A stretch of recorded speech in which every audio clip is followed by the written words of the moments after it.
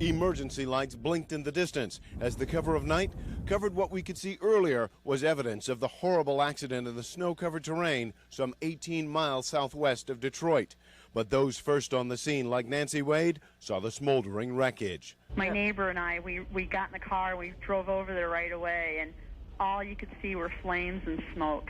The first pictures of the scene showed the twin-engine Brazilian-made Embraer 120 in pieces. Evidence Flight 3272 hit hard and that none of the 29 aboard survived.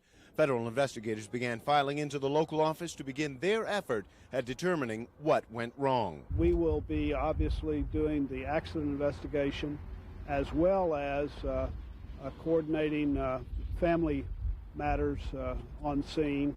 A Federal Aviation Administration directive on the propellers was issued on the Embraer 120 following the August 1995 crash in Carrollton, Georgia. There were problems with the composites in the blades, causing one to literally come off. This is also the type of plane that crashed in 1991 in New Brunswick, Georgia, killing then Texas Senator John Tower. They'll look at the common sense things. Denny Kelly is an accident investigator. He says looking at a plane's history is one of the first things investigators examine. In this case, Kelly would start with the propellers. It has a history of problems specifically with the propeller. So I would look for indications that a prop had been one of the problems. I would make sure that the props were in the proper position. Federal authorities say the plane bound from Cincinnati to Detroit's Metropolitan Airport never called in to report problems.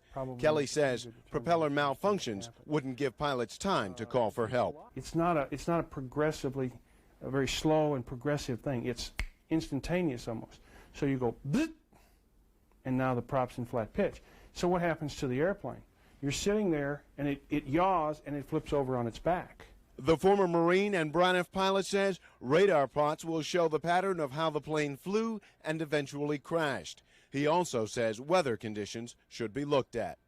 𝗝tože, Texas News 5.